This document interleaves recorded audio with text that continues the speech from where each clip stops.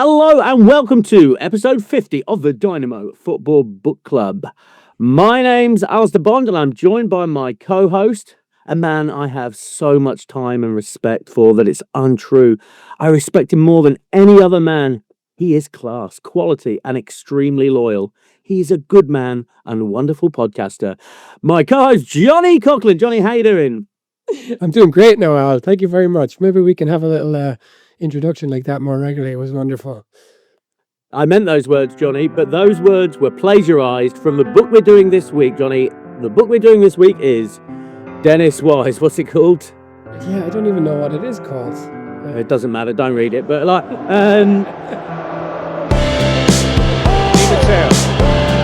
a Super Bowl? Denis Wise is onto it. Denis Wise, equaliser! What a moment! What a moment for the little skipper! What a finish! It's a Denis Wise autobiography, and those are the words from Denis Wise to Terry Venable. Terry Venable. Terry. Yeah. Oh, Sherry. Oh, Terry, you lovely, lovely man. Anyway, yeah, so this week we are doing the Denis Wise book, and I will tell you what it's called. It's called Denis Wise, the autobiography. What a waste of time. Lovely stuff. Yeah, so for episode 50, we thought we'd choose a particularly heinous character, but instead we got a particularly heinous book, didn't we? Which is a shame. With none of his heinous behaviour in it. Okay, let's get on to it. Okay, Johnny, before we read this book, what did you think of Denis Wise? Denis Wise was playing football when I was a teenager, so I was aware of him. But did I know a whole pile about him beyond the kind of headline stuff? And I suppose I had a view of him that he was kind of a scumbag, small and a scumbag. But the reason we wanted to pick him for this episode, given that it's the 50th episode, is we wanted to pick one of the characters who's come up in a lot of the other books.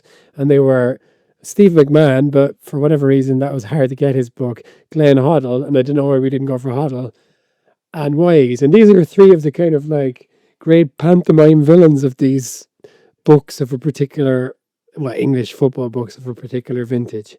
So my view is very much coloured by the books, and he's very much a character that very few people have anything nice to say about Al. But in terms of how he played on the pitch, famously he would like help people up and like pinch below their arm and stuff like that, in their armpit, because he was a scumbag, but also for his turn with Newcastle under Ashley. I tell you what, Johnny, it was the old pinchy thing when you're helping somebody up. That's what always stuck in my mind. I think Paul Scholes told that story, but I don't know if that's true. But yeah, when he'd lean over he'd like go through you in a tackle, rake his studs down the back of your leg, and then you're lying on the floor. He'd put his hand out to help you up, but he'd grab your top of your arm and give you I call it a camel bite. What do you call it? A pinch on the top of your arm. Okay. So he just pinch and twist, as he helped you up, he'd pinch and twist your skin. So in fact, it looked like he was being pleasant, but in fact, he was being a right arsehole. Yeah. So that always stuck with me, and that seemed to encapsulate Denis Wise in a way, like just an undercover scumbag. Yeah, and in his book, here's a man who thinks he's got a lot of honour, I think. He talks a lot about what's acceptable behaviour on the field, because he talks about, I would always try and win the ball, and if we're losing 4-1 or if we're winning 4-1, I will always try and win the ball. There's a lot about honour and, like what it is to be kind of, I guess, a warrior and the warrior's code, this kind of stuff. But yeah, I think he might just be a bit of a scumbag. But can I ask you a couple of questions, Ella? Yes, please. If I told you 3 years ago that you would read Denis Wise's autobiography in the future, what would you have said? Yeah, I might have been quite surprised. Especially an autobiography as bad as this one is. This basically takes him up to... I don't think he's even 30 by the end of this book. So it's basically just the first part of his career. Yeah. Where, aside from one FA Cup final, nothing interesting happens at all. I mean, this is the thing with Denis Wise.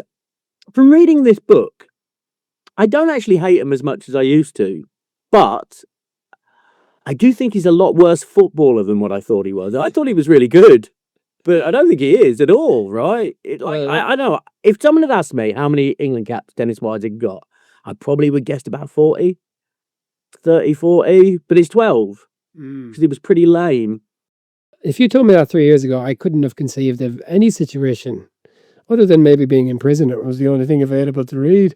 I couldn't conceive of a situation where I would have read this book from start to finish. Have you been in prison, Johnny? It's the loneliest place in the world. It's the loneliest place in the whole world to be in prison. Did you ever have a nickname? Yeah, Ox was my nickname as a child. I tried to engineer a nickname, Magic, but it didn't work. It didn't stick, but I still have it on the back of my football shirts. But yeah, Ox was the nickname. Ox. There was a particularly debauched evening where a few of us all got a nickname. I have a friend, Fisher, and he was like, "You look like a turtle and you look like an ox." And we were all falling about laughing, and like turtle and ox really did stick. Did you have a nickname, Johnny? Not really. People tried at different times. Someone tried to call me Jarvis once, saying that I looked like Jarvis Cocker, which is a funny nickname. Someone called me Crow. All kind of visual-based nicknames. Oh, I wish that had stuck. Here comes the crow. There's Brandon Lee. A lot of people call me Johnny, I suppose, which is a nickname because I don't introduce myself as Johnny. But a lot of people do call me that. So there you go. Jarvis, I can see actually, because you're quite a lanky streak of piss. In England, that would be like a compliment, but I can imagine in Ireland, Jarvis Cocker would be seen as the most disgusting dandy. We know what Irish people are like when people wear like fancy clothes. Yeah, I think people like Jarvis Cocker. Do you want to tell me what Denis Wise's nickname? Like, this is something that he talks about in the book. He doesn't defend it, but this is his nickname. What is it? The Rat. Oh, Ratso. Ratsky and The Rat, given to him by Bobby Gould. Yeah, I'll happily go by The Rat. I mean, but sometimes you just have to put your hands up and say, fair enough. You got me. I am like a fucking rat. And he is like a rat, isn't he? Just like a little bitey little rat, tiny and gross. Yeah, I wouldn't want to be introduced as the rat, and I wouldn't want to be introduced as the ox, really. Yeah, the biting. Is Denis Wise the English Suarez? Suarez before Suarez. I wonder how many nibbles he got in before, like TV cameras. I bet he was biting away all the time. I bet there's like hundreds of footballers all across the country who could like testify they've been bitten by Denis Wise. I'm sure he was biting. Yeah, absolutely. Because there's two biting incidents in this, his own book. Yeah, I tell you what, the Luis Suarez, like, they really have got the same energy, haven't they? They've got a very similar energy now you say it. I mean, obviously, Luis Suarez is way better at football, but like, yeah, they do have a similar energy. It's one of those, though, if he's on your side, you'll absolutely love the fucker. Yeah, I mean, he is one of those in the trenches. You'd want old Ratso in the trenches with you, wouldn't you? Like, he'd be there taking a bullet. Do Chelsea fans love Denis Wise? I believe so, Johnny. Yes, I would say so, because he was like he was there at the turn, right? He joined a pretty average Chelsea team by his own recollection. They used to finish mid-table or bottom half. And like, it was during his tenure that they started getting sexy. So I think he is seen as like one of the catalysts for the change. And I slagged him off as a footballer and said, oh, he only got 12, but he got 12 England caps. He was a good footballer, really. In my memory, he was kind of a defensive, kind of like terrier type player, but I get the impression from the book that he played more on the wing. Yeah, I have to say, yeah, Johnny, if you'd asked me to name, it would be central midfield, if you asked me what his position was. But certainly as a youth, he plays out wide, and he plays in a much more attacking position. So I guess I'm learning about that. And to be fair to Ratsky, he's a short man. Like you mentioned Sean Ray Phillips. I think it's Lamptey is the smallest ever to play in the Premier League. Lamptey is 5'4". Denis Wise. Okay, Denis Wise is 5'6". But to be fair to Denis Wise, Lamptey is a kind of an ornamental kind of player out on the wing, and Sean Ray Phillips, these kinds of guys. But Wise is right there in the middle with tough men like Patrick Vieira. I guess he probably had to lean on certain kind of traits in order to cut it in that world, like, to be fair, in his defence. Well, that's it. And he was playing during the time of these dominant midfield generals as well, right? When that position was the number one, your Kenos, your Vieiras, your Steve McMahons. They were tough men in there, like big tough men. And he was a little rat boy. So, yeah, I mean, he would have to use his charms, his his wily tactics His to teeth. compete. How tall do you think Roy Keane is? Ooh, 5'10". Woof! Bang. Right on the Ah, face. look at that. Smashed it. Yeah, I would dominate Roy Keane if I were to meet him. Yeah. I'd just loom over him, looking down at him like, What are you going to 11? do? Yeah, 5'11 and a half. Fuck off. Yeah, so I've got an inch and a half on that fucker. Yeah. Okay, let's talk about Denis Wise and this book of his.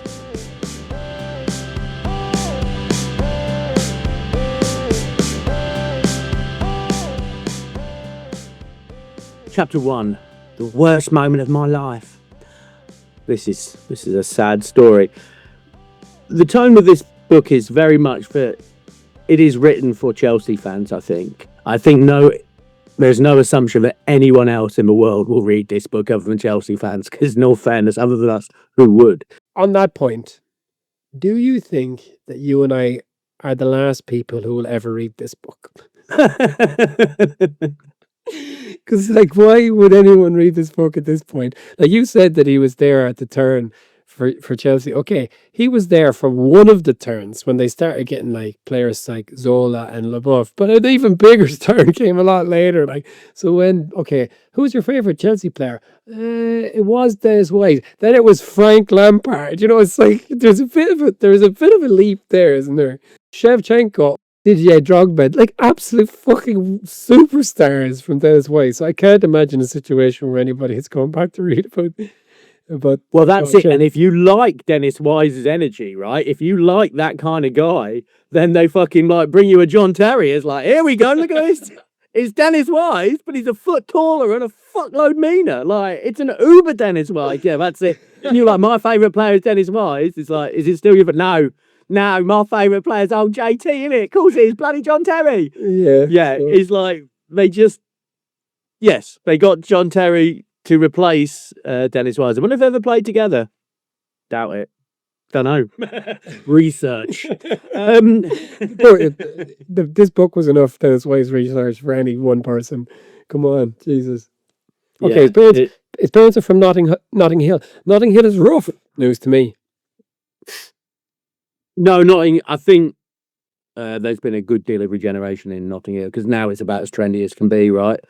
A lot of the time when I tell Americans, oh, where you from? And they're like, I'm like, Nottingham. I never say that. I say Nottingham.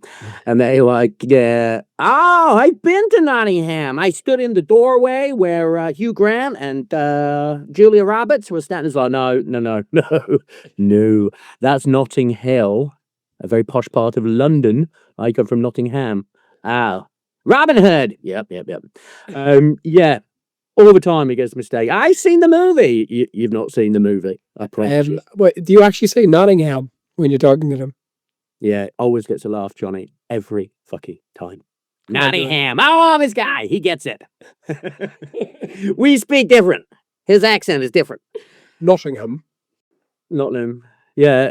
Yeah, I was pretty... So, yeah, Nottingham. Yeah, I think back in those days, yeah, it was pretty rough. And I think there's parts of Notting Hill which are still pretty rough. I don't know. I'm speculating here, Johnny.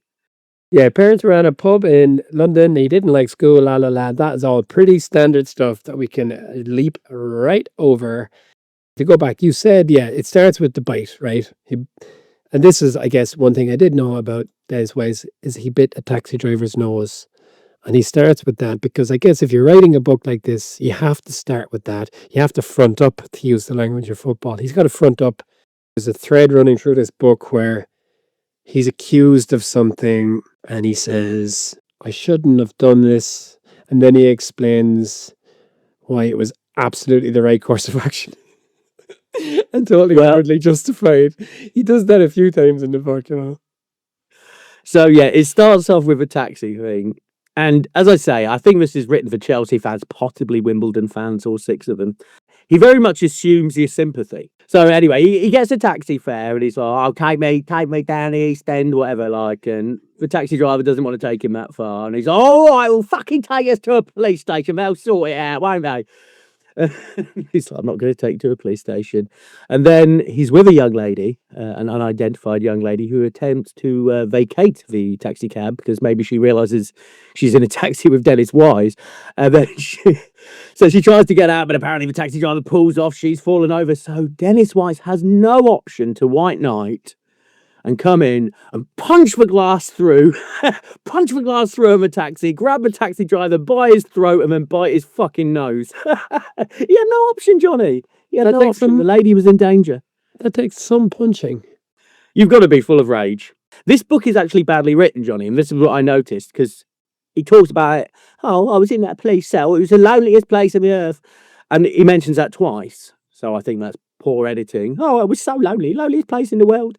And also he talks about having a thigh strain. Oh, no, I'm in prison. My thigh injury's not going to get the treatment it needs. Oh, no. And he mentions that again. Like, I was in the loneliest place in the world with a bad thigh. And then one page later, it's the loneliest place in the world and I've still got a bad thigh. And these lawyers like, just plead guilty. You'll get away with it. He's like, oh, I'm not fucking pleading guilty. No fucking way. That taxi driver tried to run over that lady. I had no option but to punch through the fucking glass, grab the man by his throat and bite his fucking nose off. So he didn't want to plead guilty, and he got sent to prison. Yeah. The loneliest place in the world. But then it all all goes away on appeal, doesn't it? So nothing really happens. Yeah, he was in the cell, but only for a couple of hours, for however long it took for them to file the appeal. They had to do before the deadline of the day or whatever, and then that was it. And yeah, this was he had a Damascene conversion. Oh, he was gonna button up and fly right after that. I will never punch through a taxi partition ever again and grab the guy by his throat and bite him on the nose. As God is my witness. If I am to bite another man, it'll be within the confines of a football pitch. Which is the acceptable arena for that, Johnny. Exactly. Okay, so yeah, he's from London. He went to play football at Southampton. They offered him a contract, like he was there as a YTS kid. And then they offered him money. He was offered £150. And this was quite funny. And he said, no, I want £250. And he said, no, you can fuck off. And they sent him packing. And then he was down in the dumps and he was really trying to find a club to go to. And it seemed that somebody had patched up the situation at Southampton for him. And Laurie McMahon, who had grabbed him by the neck once because he had been accused of bullying another YTS player. But of course, that was a misunderstanding. But when Laurie McMahon says, come on back down. So he comes back. And so there was a complication because back in the day, they still held his registration. But anyway, everything was going to be fine. So he said, come on, pack your bags, come on back down. So he packs all his gear up and he comes back down. He's ready to sign on for Southampton. And Laurie McMahon throws the registration at him and essentially tells him to fuck off, which was quite nice because it was quite devious, wasn't it? It's quite a devious thing to do. Pack your bags, son, and come back down to Southampton. I enjoyed that. That was quite nice. Well done, Laurie McMahon. Well, the football's good, guys, I think, right? Laurie McMahon. He's one of them. My dad's got a story about. Met him in an airport once. You know, I used to work in a bar here, Johnny, and I got the push because of a awful manager who used to be my friend. And the bar recently got bought. And this manager and her husband both worked at the bar. And the new owner was like, I tell you what, before we reopen, we really have got to clean this place. Like, it's like 5 years of dust and stuff. Like, if we can, before we reopen, can we absolutely clean this place from head to bottom? And these two did clean the place from head to bottom. And then he sacked them. All right. That is devious. That's right on the Larry McMahon bag of tricks, isn't it? I haven't got many nice words for any of those people, but well done, that man. I don't know if there is a book about it, and I'm going to look for it, Al, because that crazy Jan Wimbledon story, that deserves a book. That's one of the most interesting things that's happened in football, really, in England, ever. Like, come on, maybe that's an exaggeration, but that is an interesting thing that happened in English football. Those guys winning the FA Cup. That is fun, isn't it? No, it is, and that's the only actually interesting thing in the book. That's the only thing that's even vaguely remarkable. Because I mean, he goes on to describe like, oh, Chelsea won an FA Cup, and Chelsea, who gives a shit? Fucking Chelsea winning an Yeah, FA well, Cup. this is the worst. Like we've said this before. We said before that descriptions of football matches are not interesting, and that's what this book is. It's a description of 100 games of football that are totally and utterly meaningless to me. Then we went and we played away at Arsenal. Don't care, Dennis.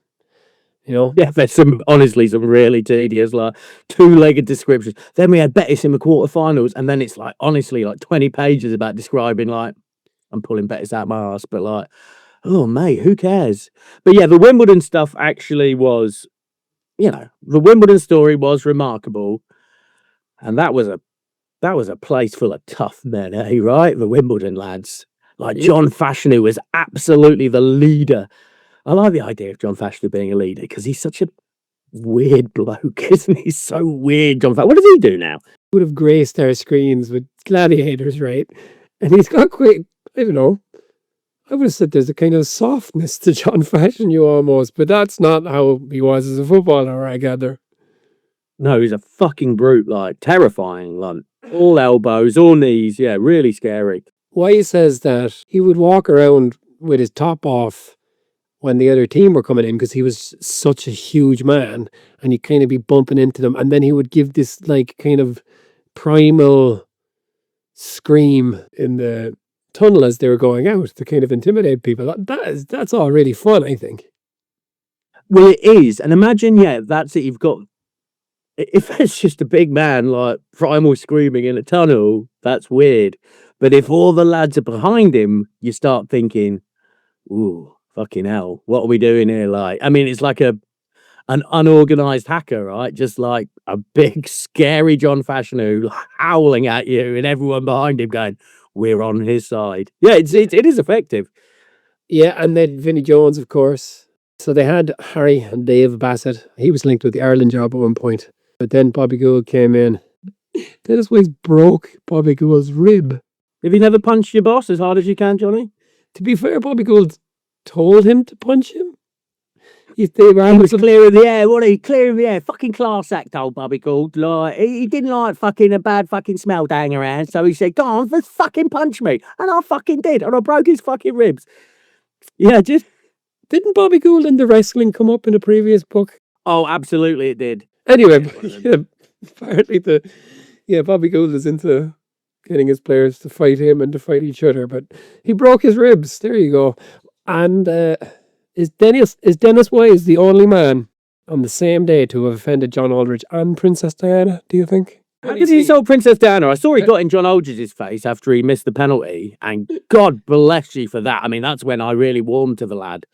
Because John Aldridge deserves it. You should see my notes here. It's got the C word in it a lot. Because he did that to your man's hair, the Forest player.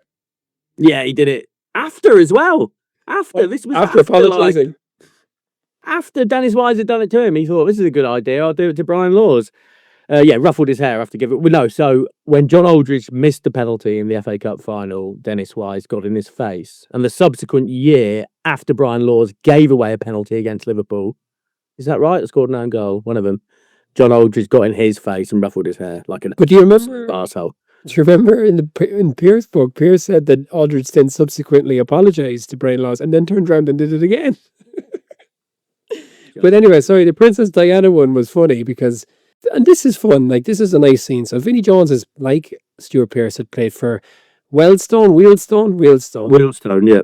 and he'd been he'd signed for Wimbledon, and these guys, these are working class dudes. They're suddenly in the FA Cup final, and they're just so excited. So Wise and Jones are up early in the morning. They just don't know what to do with themselves, so they go driving around and they go off to the shops to buy flowers for Princess Diana, which is very funny. Like, and whatever, they find out that they can't give the flowers to Princess Diana, but then when they do win the FA Cup and they beat Liverpool, I think he curses when he's lifting the trophy, and Diana's ears are obviously bleeding at this kind of industrial language. So yeah, the idea of the people's princess having to hear about filth, Johnny, it upsets me now. Just years before her demise. Oh, it's awful. Hey, and there's a bit of Hollywood glamour as well in that morning because they rush off to buy flowers to Princess Di, and who should they stumble upon?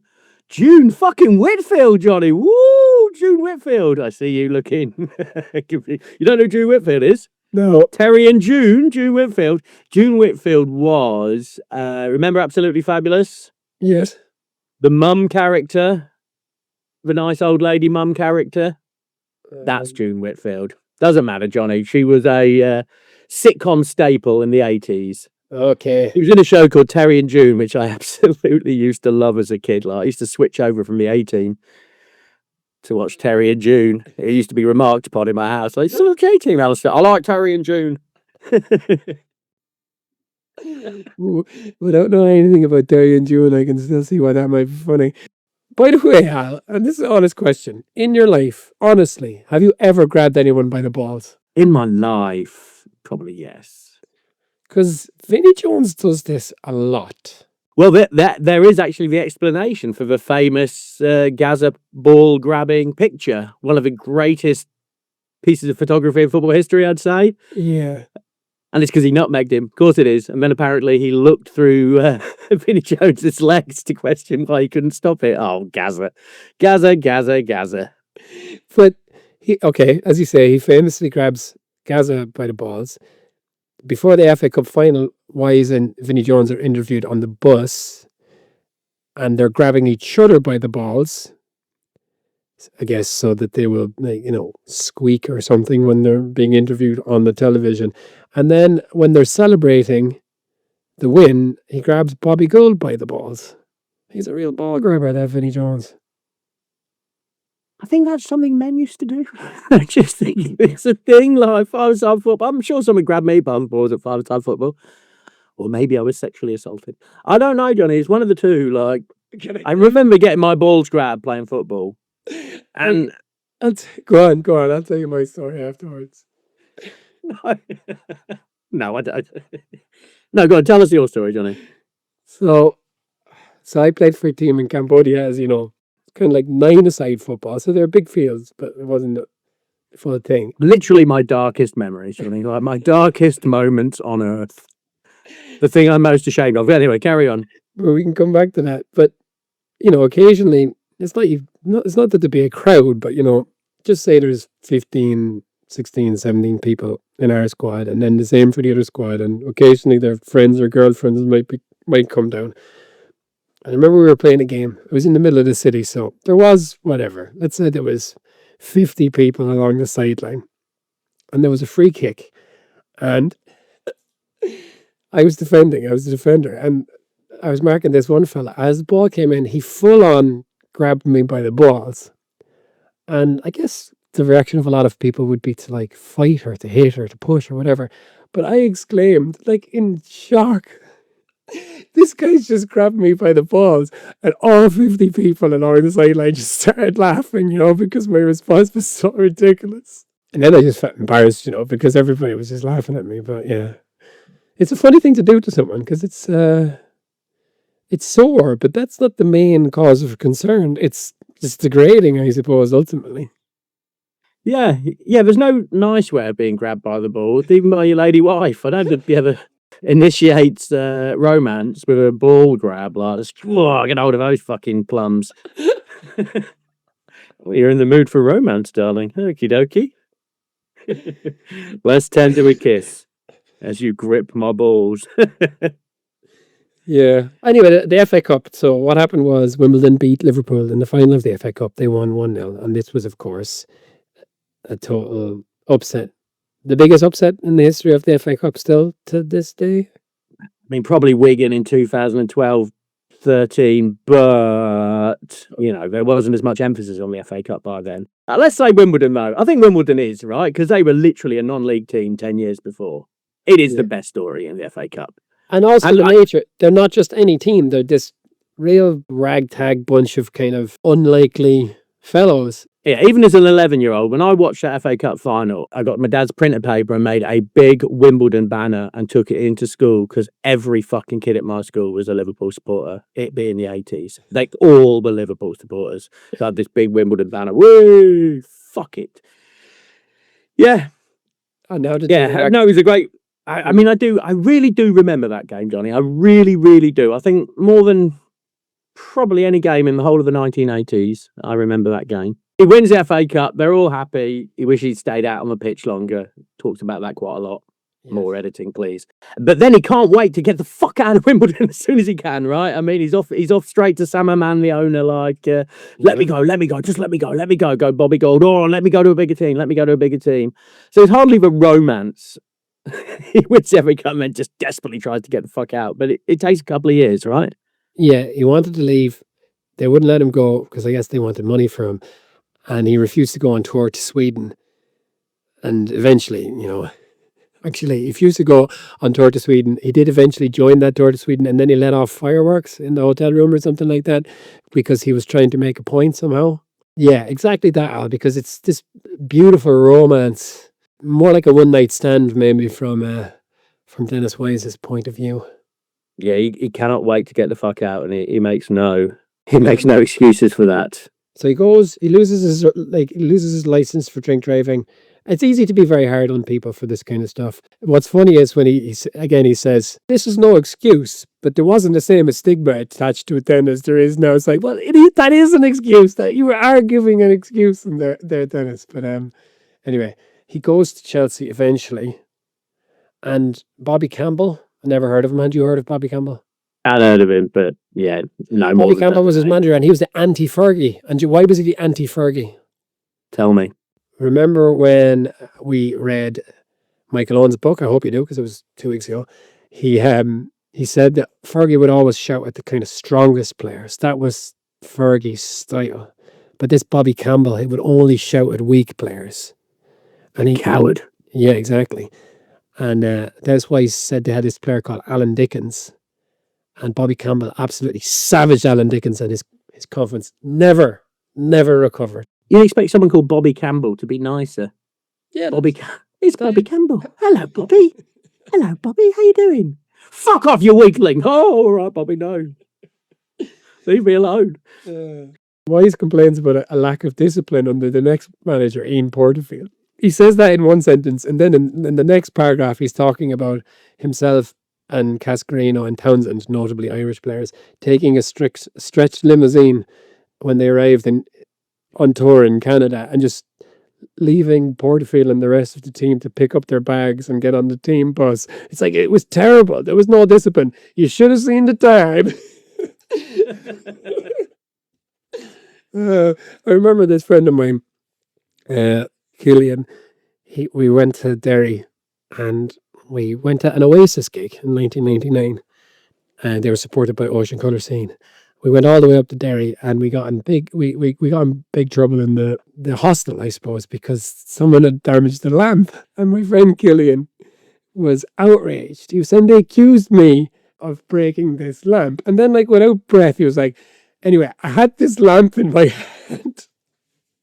So he went from outrage to actually describing how he broke the lamp, and didn't seem to see any hypocrisy in this. That's nice. How much were the Oasis tickets in 1999? Do you remember? Yeah, not very much. They were £500 anyway. I think I saw them in 1999 as well at Reading. I'm pretty sure they were very tight. I saw them in 1996 when I was 12, and I think I saw them again in 1998. When I saw them in 1998, there was no Liam, it was just Noel. That was weird. Yeah, that's pretty lame, isn't it? It's the Beatles. John Lennon will not be appearing tonight. Yeah. Good old Oasis. I mean, I've seen them once. I tell you what, how much are people paying for tickets? What the fuck is wrong with you? You missed out. Now you're watching a bunch of old men up on stage. Not that it makes any difference. They just stood there and played. I mean, they did nothing. I think maybe I saw Oasis again now that I think of it a few years later, and Liam couldn't sing. That was 20 years ago. Honestly, it boggles my mind people paying hundreds and hundreds of pounds for tickets to go and see Oasis. I just don't understand. No, I don't either. I don't want to go and see an old band. I just don't want, like, rock music. It's a young man's game, Johnny. If I watch it paying like £800 to watch for fucking, like, the 1999 Manchester United team, like, it's Masters football. It's Masters football. It's shit. And look, who are Oasis playing? They're playing Cast. Oh, fucking hell, they were shit then. I mean, how shit they are now. Cast. Yeah. Fuck off. I saw Cast. He was in The Last, wasn't he? The fella from from cast. I mean, the Lars, one song, one fucking song, one. I mean, it's a good song. But they always got me fucking going, like, all those shitty, like, Britpop bands. Ladies and gentlemen, Shed 7, get them off my fucking screen. Fucking riding on a fucking bandwagon, get them off. I don't want to see them. Who's the best band, Oasis or Blur? Pulp. It was you, Jarvis. It was you all along. Like, they were the best band. Well, Radiohead in the long run. They were never really Britpop band, you know what I mean? Well, they're definitely not Britpop. Has anyone described them as Britpop? So which song is better, Country House or Karma Police? But sorry, that is a funny idea. Because essentially what's happened in music is the fellas who were good at it in the 90s have just kind of locked it in somehow. And they can just charge more and more. But imagine that's how football worked. Nobody was going to see the new football. And everybody was just going to see the 99 Manchester United team, as you said. Yeah, the new Man United team just can't get a look in. Man United versus Bayern Munich again. Sammy Kufor is just, he can't even get up off the floor now. Like, just lying there, just banging. He's playing the hits, just sitting on the floor, banging the ground, like, way. This is the kind of thing I expected from Denis Wise's book. Scenes straight out of Full Metal Jacket. 12 players with pillowcases piling into one player's room at night time to shave off one of the player's mustache with like a wet razor. Can you imagine? Yeah, he said the player, who was the player, looking at him in fear. And it's like, I'm not so sure he's worried about losing his moustache. He thought I was going to cut him with the razor. Yeah, I bet he did, you drunk fucking Denis Wise coming at you with a cutthroat razor. It was a cutthroat razor or just a disposable. Kneeling on his chest, waking up to that, it's like, fucking Sweeney Todd. Awful for him. So Tony Cascarino had false teeth. Funnily enough, it didn't come up all that much in Tony Cascarino's book, his false teeth, but I did remember that he had false teeth. What kind of a joke is this? I stole Tony Casco's false teeth and he was going crazy because he couldn't find them. Okay, reasonably funny. Then he was really angry because I coloured them in black. I guess he would be angry. Well, if you will take your false teeth out, Tony, what do you expect Denis Wise to do? You know what I mean? It's like the frog and a scorpion. Like, you're taking your false teeth out, put them in your little box, and you're looking at Denis Wise going, you're not going to do anything with these? No. I'm going to put them in here. You're not going to do anything? No. Turn your back. There you go. Fucking teeth. Whee! There's some surprising insight in the book on Glenn Hoddle, I thought. Well, this is one of those, isn't it? It's like, Hoddle was too distant. He didn't really get involved with the players. Oh, this manager got involved with the players. He's too fucking familiar. Like, it's a fine line. You can't be too distant. You can't be too familiar. And I tell you who wrote that line. Terry Venables. Oh, Terry, I've got so much respect for that man. I've got to say, he just told me straight to my face, you're not good enough for me, Dennis. You're not going to Euro 96. And I told him, I thank you, mate. God, he loves Terry Venables. What is it about London players and Terry Venables? They fucking were. I mean, I guess he was I don't know. Terry Venables. I've got a lot of affection for him. I really do. I can see why people love him. Is it because he has kind of a chubby face, do you think? Yes, it's his chubby face. Lovely chubby face. He's a crooner. He's just the archetypal, like, 80s, 90s London man. Like, I don't know. He loves Frank Sinatra, all that. Just, yeah, I don't know. He is a likable character. Scribes. Terry Venables Scribes nightclub. Just, yeah, it's golden. That is nice. I think sometimes Wise can surprise. There's a couple of surprising turns where he's reasonably magnanimous about certain things. He just figures, like, Hoddle made him captain, but he always felt that Hoddle just didn't rate him. And Wise seems okay with that kind of thing sometimes. He, like, as you said, when Terry Venables told him that he wasn't bringing him to 1996, he respected that. And Wise does seem to respect when people, like, he seems to respect that people can have that view of him. And I guess he probably appreciated how Venables handled it more than, say, Hoddle. And I feel like I know, it should be interesting to spend time with Hoddle because I just feel like I know him at this point. He's just kind of an aloof kind of weirdo, isn't he? So Wise says that Hoddle just tried to remain coy. He didn't want people to kind of know what he was thinking, so he would stay aloof all the time, as like he was protecting his plans. So Wise was made his captain, and I think maybe Hoddle thought that that would be good in a kind of the political sense amongst the players, because Wise was kind of part of the main core of players. But Wise guess it says the Hoddle never really liked him, never really rated him, and definitely didn't trust him. And ultimately, Hoddle just kept him at arm's length. And Wise knew when Hoddle went to England that he'd never play for him, because Wise occasionally publicly disagreed with Hoddle on tactics, on team selection. And it seems that Hoddle wasn't able for that kind of thing. Yeah, absolutely. Hoddle can't take any pushback whatsoever. By all accounts, Hoddle is a weirdo, right? By every single account you ever read. You never be like, I'll stop you. Michael on.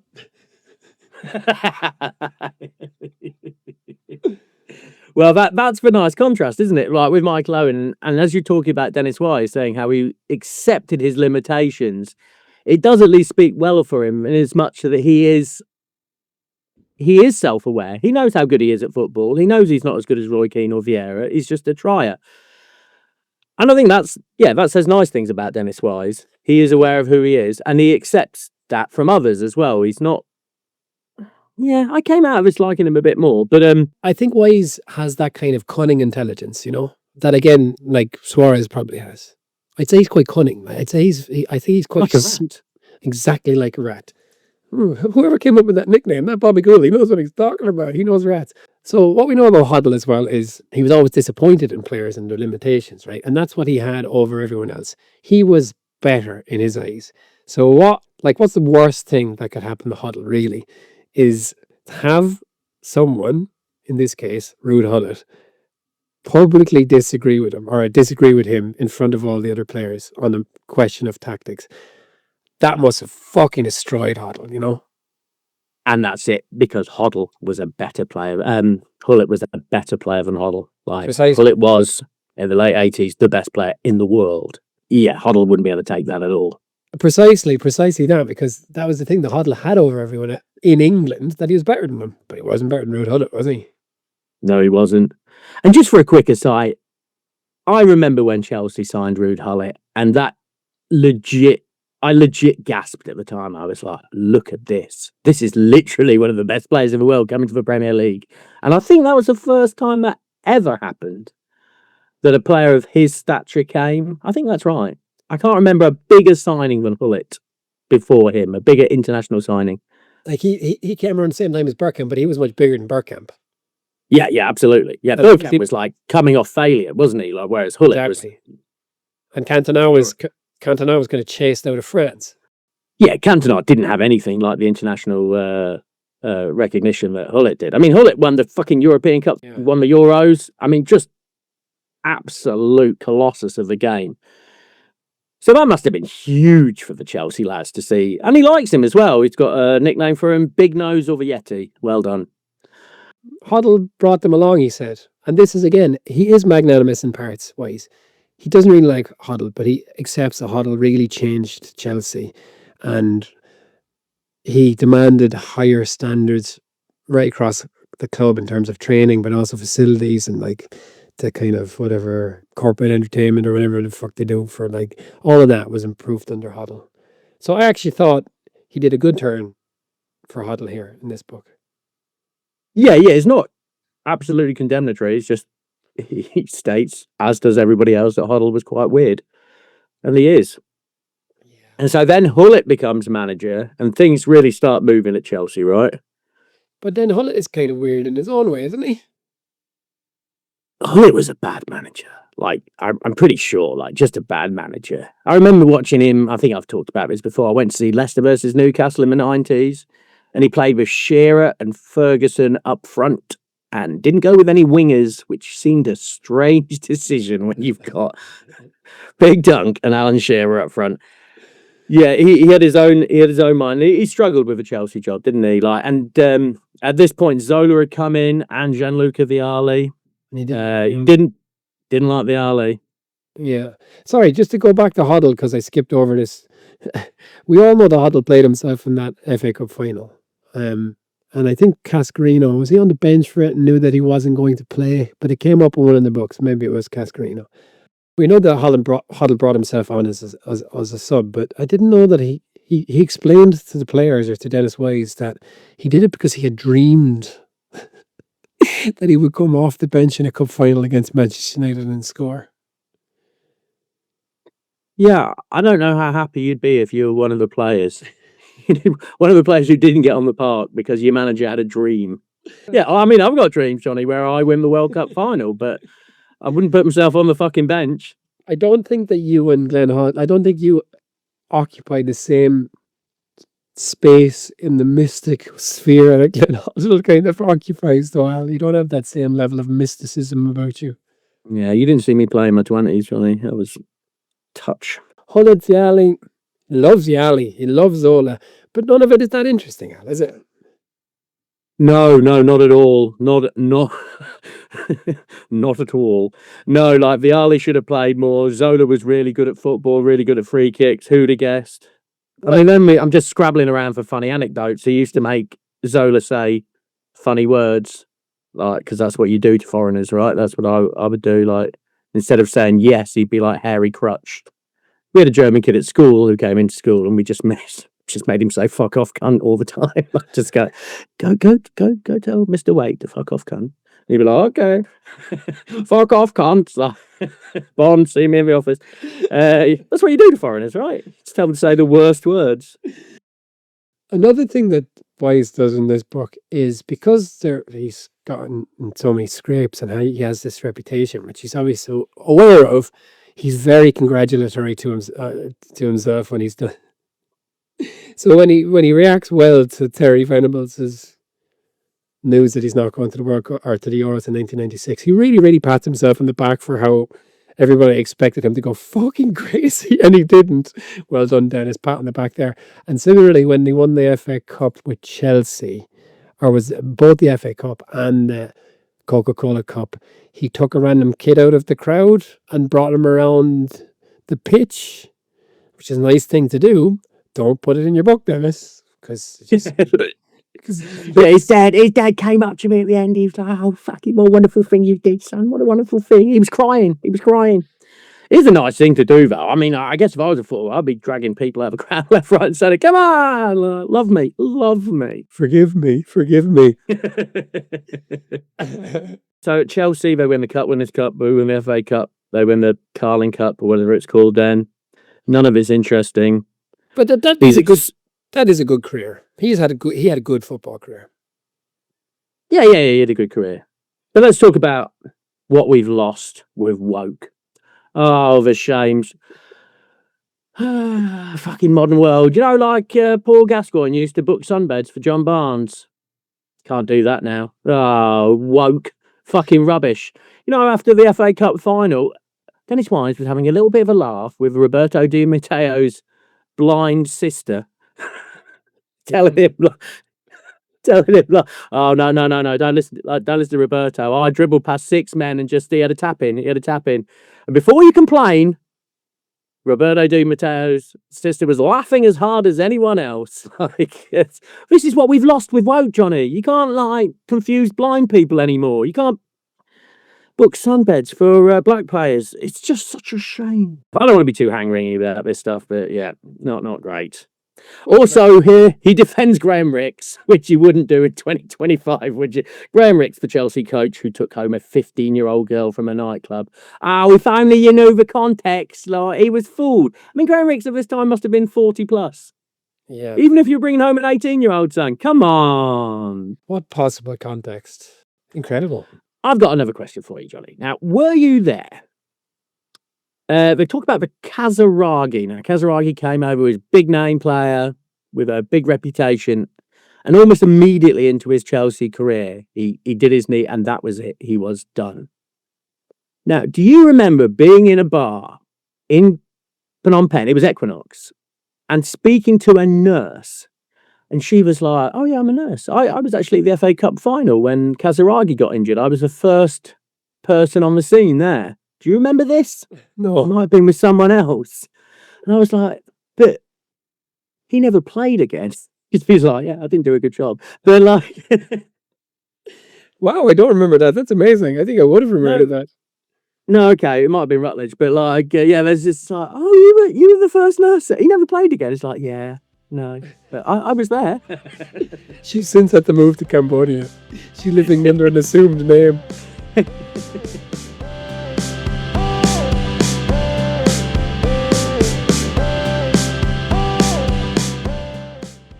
All right.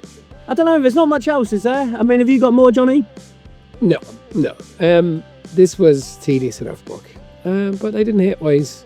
Like, it wasn't the worst book that we've read, but yeah, there's no reason for anyone to read it. So in this particular case, I feel like we've done a public service to 5 people in the world who are thinking at some point of reading the Denis Wise book. Yeah, Chelsea fans, go read John Terry's book instead. You'll enjoy it more. Yeah, he was there. When he came, Chelsea was shit. And by the time he left, Chelsea were growing into the fucking disgusting, hideous force that they are now. So, I mean, he played his part in that. He helped make Chelsea the disgusting abomination that they are now. So, well done, Dennis. And of course, what we don't get here, and this is the context in which he's come up in a few books, is the Newcastle stuff, the Mike Ashley stuff. Yeah, there was none of that because he goes on to manage Leeds after saying he'll never be a manager. And he was doing well at Leeds. Yeah. Yeah, as I say, there really isn't much. He once had a £460 gambling debt. That's put into perspective by Owen. There's a funny bit about Matthew Harding, the guy, the Chelsea assistant chairman who died in a helicopter crash, and they were like, "Oh, should we play? Should we play today? It doesn't seem right. And then they do play and they beat Spurs. It was the right decision to play. I can assure you, if they didn't get that result against Spurs, it wouldn't have been the right decision. But did you notice that he says, Matthew Harding, it was a terrible, terrible tragedy. You know, at the time, there was some discussion that maybe Harding would take over from Bates. He was trying to become chairman. And then, in the context of the helicopter crash, Wise just writes the next 2 pages about how great Ken Bates was. Yeah, it really was. It's like, oh, Matthew Harding was a good guy, but really, Ken Bates is Chelsea. Ken Bates is Chelsea. It's all Ken Bates. Thank God he died in an helicopter crash, so he couldn't take over and ruin Ken Bates' great fucking work. Yeah, it really does. It's like, poor Matthew Harding died. But again, I just want to reiterate, and it does time and time again. It's not only one time how he did feel that Ken Bates was a better man for the Chelsea job than Matthew Harding. I think he comes up 3 times. Yeah. Again, editing. So I give this two enforced shavings. Yeah, I'll give it 2 ball squeezes. That's fine. Yeah, let's take that. Okay, 2 ball squeezes. I give this 2. Yeah, 2 ball squeezes out of 5. It does tell a story. It's not a very interesting story, but I mean, I read it happily enough. If you were in an airport and someone had left their copy of Denis Wise on the plane somehow, and there was no other books at all, and there was no other books, and you didn't have a Kindle, Denis Wise is sitting on your chest with a razor in his hand, you would read this book? Yeah, you would. So for our next episode, we will be doing players who never reach their peak through injury. It's the Injury Time Injury Special. Nice. Okay, wonderful. Thank you very much, Al. Please take the time to give us a lovely 5-star review on your podcatcher of choice. And if you would write a review, that really helps us find listeners. Like and subscribe, folks. Thank you so much. Lovely. Thank you very much. Oh, and there it is. The crazy gang have beaten the Culture Club. Wimbledon have destroyed Liverpool's dreams of the double, and all over the pitch, their players are celebrating something which a few years ago would have been impossible. Sporting gesture by the Liverpool supporters. Her Royal Highness applauds one of the great cup shocks of all time.